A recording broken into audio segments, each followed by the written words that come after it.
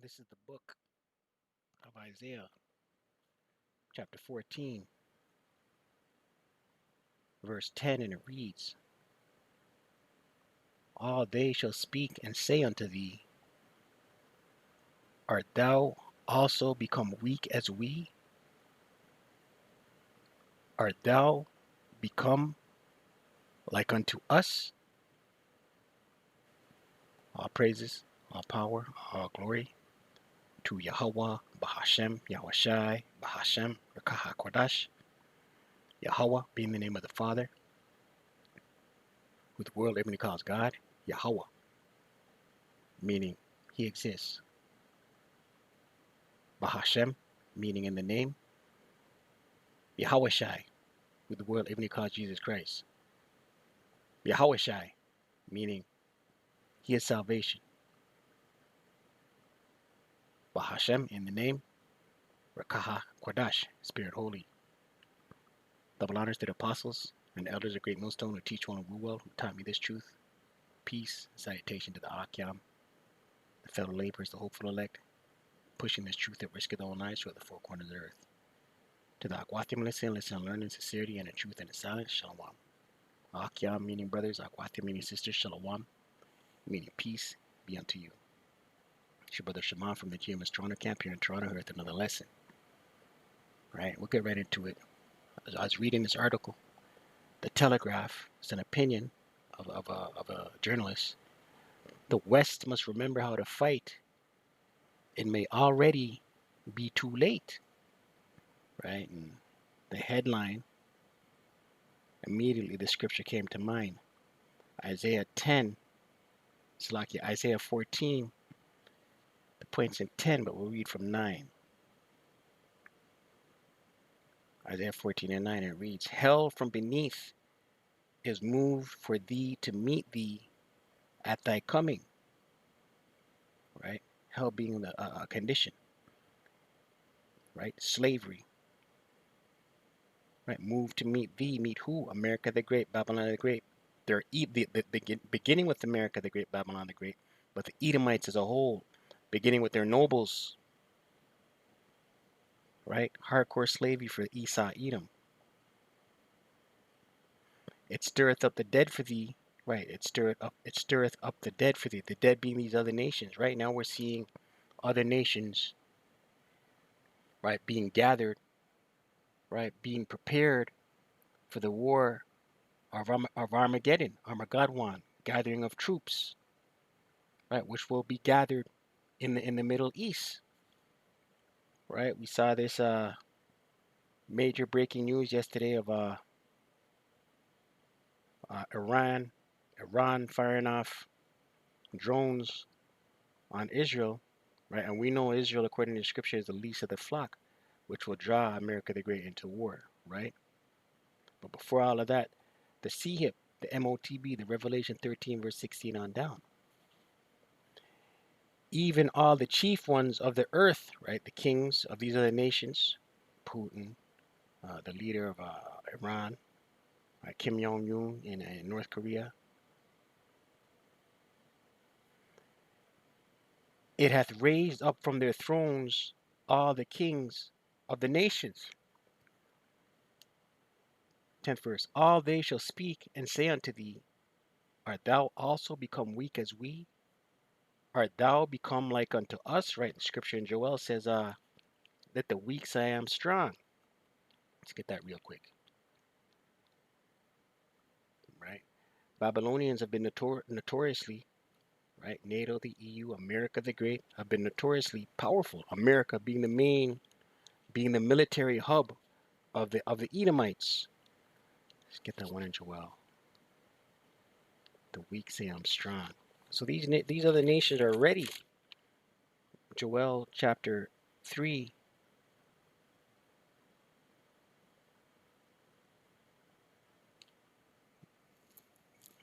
verse 10. We'll read from 9. Joel 3, verse 9. Proclaim ye this among the Gentiles. Right? It's an announcement. Right? Amongst the Gentiles. These other nations. Prepare war. Wake up the mighty men. Let all the men of war draw near. Let them come up, right? And we see mobilization happening, proxy wars, cold wars, right? It's only a matter of time before this cold war becomes hot.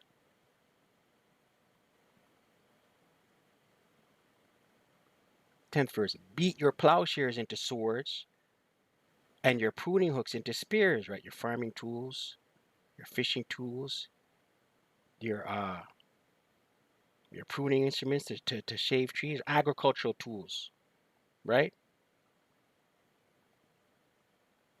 Get your populace, get your agricultural your farmers, your farming populace, get them ready for war, right? Also, you know, these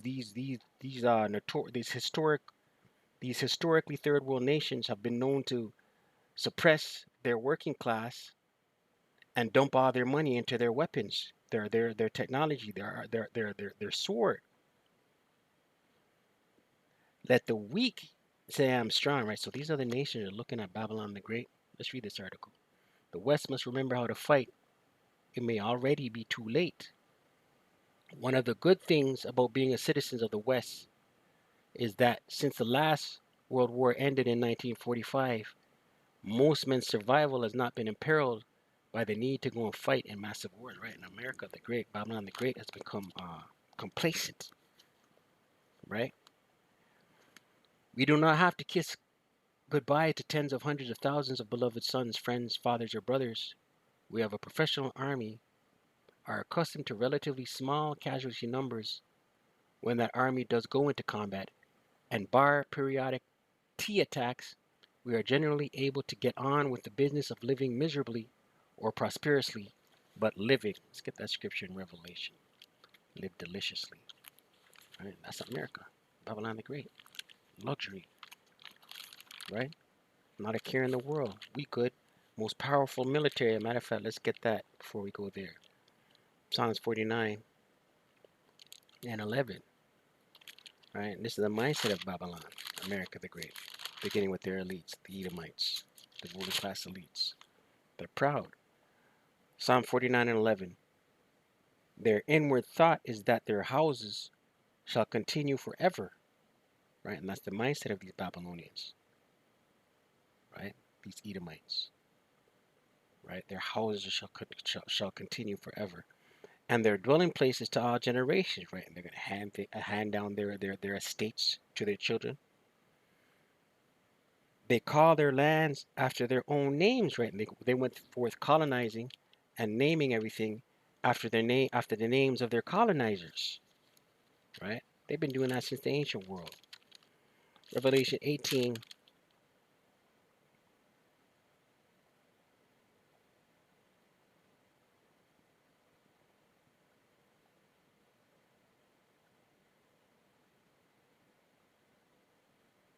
Revelation 18, verse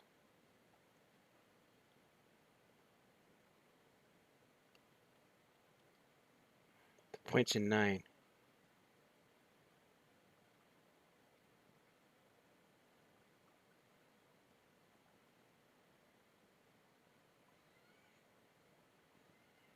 Revelation 18, we'll read from 6. And it reads, reward her even as she rewarded you, and double unto her, double according to her works. Right? Babylon the Great, America the Great. Right? NATO, the EU, America the Great. The Edomites, your reward is going to be double. Right? They're talking about Babylon the Great. In the cup which she hath filled, fill to her double. Right? And that cup is slavery. How much she hath glorified herself and lived deliciously. Right? She's glorified herself and lived deliciously. Babylon, America the Great, the hub of the Edomites. She's glorified herself and lived deliciously. Right? Let's look at this word deliciously.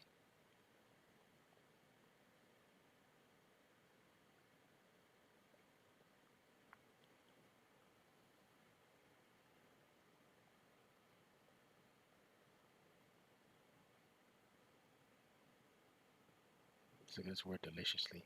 Right? And that's America the Great, Babylon the Great. Right, we're reading here they've been generally able to live miserably or prosperously but living, right? Babylon the Great is not ready for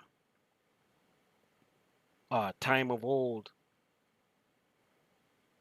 uh conflict. Let's look at this word deliciously.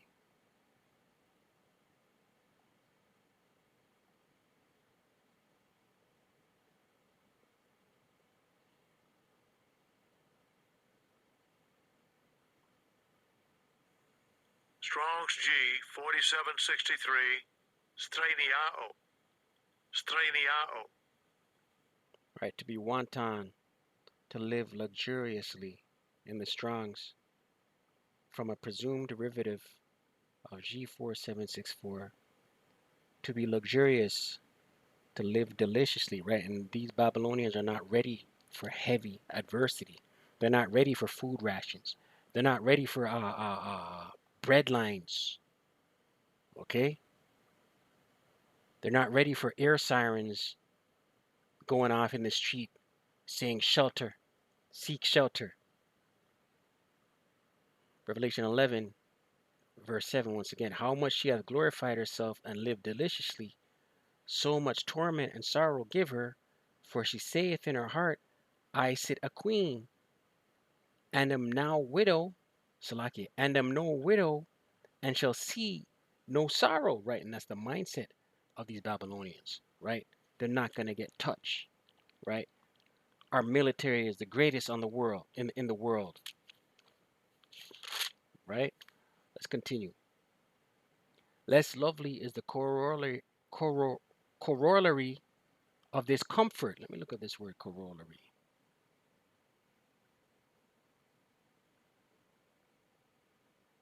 In the online etymology. Corollary, noun, late 14th century, a proposition inadvertently proved improving another. A deduction, a consequence, a deduction. Less lovely is the corollary of this comfort, the reduction of comfort. The moral decrepitude and cowardice that has sunk deep into our psyches. We are too narcissistic, Salakia. We are too narcissistic and bored, too cosseted and ill-focused, right? They're overstimulated with their cell phones and social media and, ill-focused to be collectively courageous or warlike. This this has been, let me read that from the top again. We are too narcissistic and bored, too cosseted and ill-focused to be collectively courageous or warlike, right? Right, we read the scripture, art thou become weak as we? This has been devastating for the trajectory of the whole world in general and catastrophic for the safety, security, and prosperity of the West. How do we get to this perilous pass? The answer is that we have spent the past decades focusing on made-up threats and burying our heads in the sand. We have elected leaders and created political policy and educational elites who have willfully pretended to be the real threats. See that word there? Right? Global movements, the regime funders in Iran, and the unvetted influx to Europe of migrants from countries steeped in their evil ethos are just the fever dreams of a racist and backward fringe.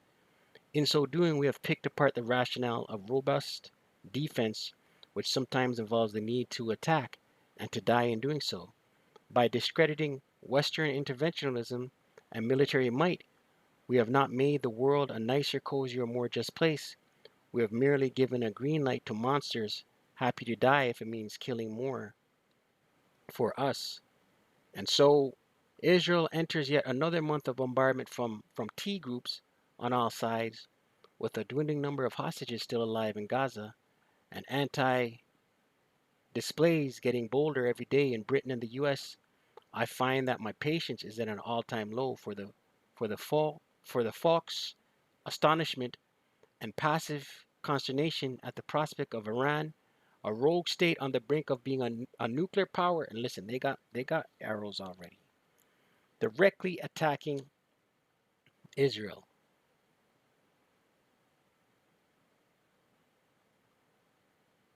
Israel, after all, is one of the few countries left in the civilized world, a member of that tiny number that includes Ukraine, that still understands the devastating but necessary calculus of military power.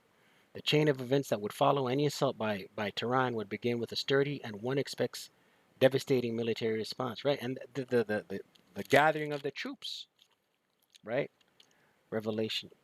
But once again, we know the MOTB must be in full bloom before the War of Armageddon. Revelation 11 and 14.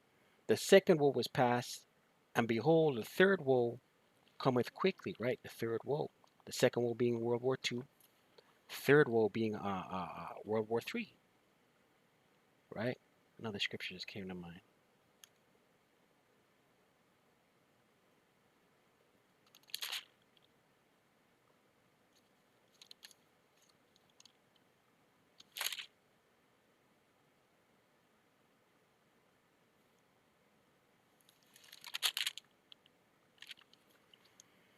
It's in Jeremiah. I think that's enough on this article, man.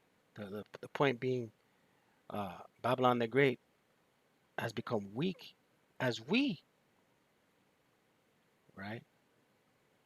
I'm looking for that scripture. Salakia.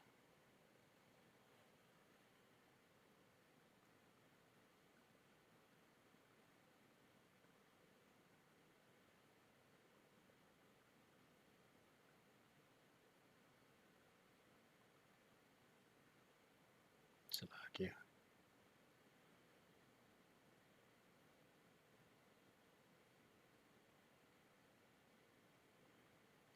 Jeremiah 51.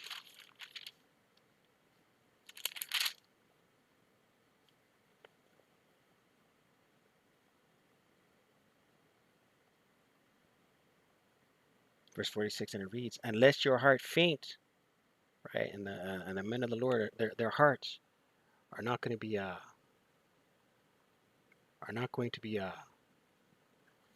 troubled, right? The elect are not going to be troubled. "And ye fear for the rumor that shall be heard in the land," right? The rumors of war.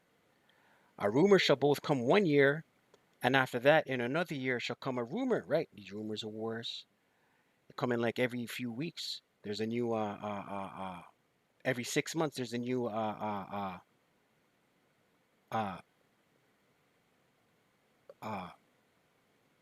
a new rumor of war, a new message of potential full breakout, right? "And violence in the land, ruler against ruler," right? Violence in the land, ruler against ruler, right? All hell gonna break loose, all right? Ultimately leading to the War of Armageddon.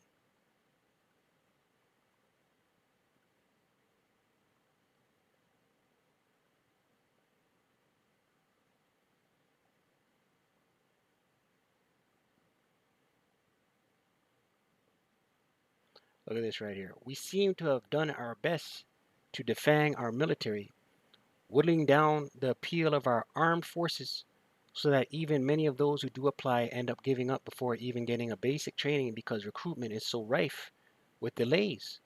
We have the smallest number of combat personnel in modern history, and the focus of the armed forces, as elsewhere, seems to be as much on diversity, tick boxing, as on preparing for war or offering credible deterrence.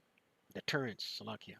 All of this and the mindset that has allowed it to happen has helped embolden Putin and Xi Jinping and literally helped to arm Iran with Israel paying the awful price." Listen, these are the nations, right? We open with the scripture, right? These are the nations. I've moved, hell from beneath it is moved to for thee to meet thee at thy coming, right? "It stirreth up the dead for thee," Isaiah 14 and 9.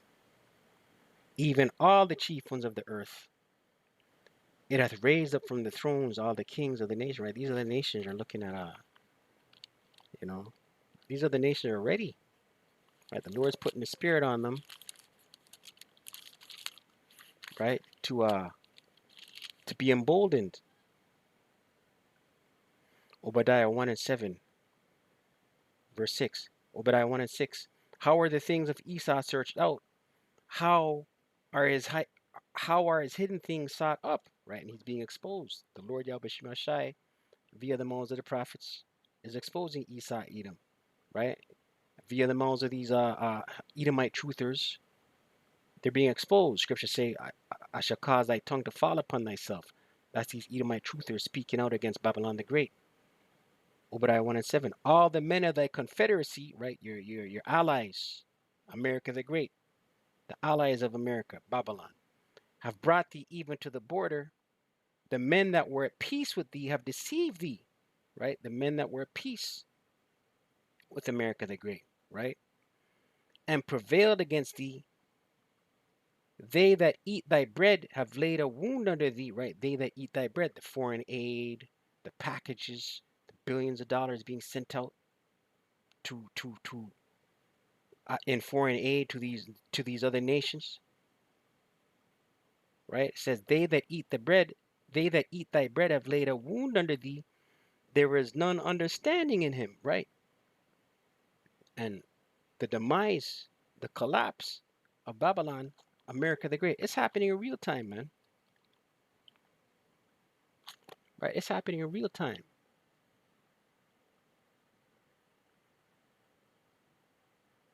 It says here, but to do that, we'd actually have to remember that war is for what war is for and the sacrifice it requires. We would have to be willing to send some to die for the sake of good against evil, right against wrong, the West against horror and despotism, Salakia. We would have to be willing to delete for that too. Those of us who lack physical courage need the courage of our convictions, and at the moment, many of those convictions are deeply and terrifyingly wrong. Now listen, Babylon the Great, according to Scripture, will be melted, right? Isaiah 14, verse 4, and it reads,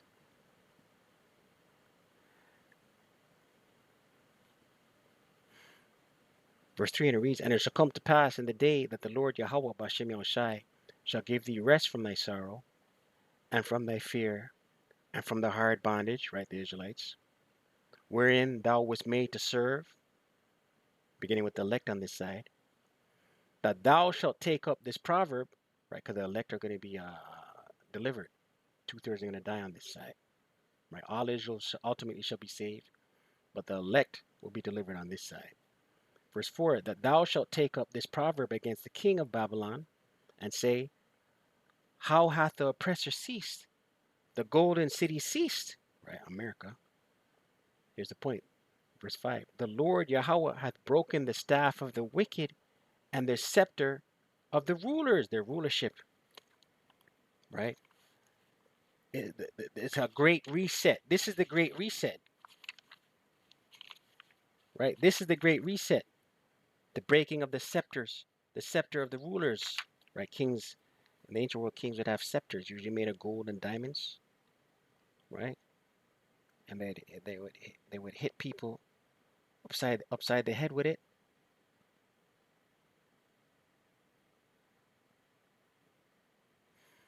Sirach 35 and 18. For the Lord Yahweh Bahashem Yahushai will not be slack, neither will the mighty be patient toward them, till he have smitten in sunder the loins of the unmerciful, and repaid vengeance to the heathen,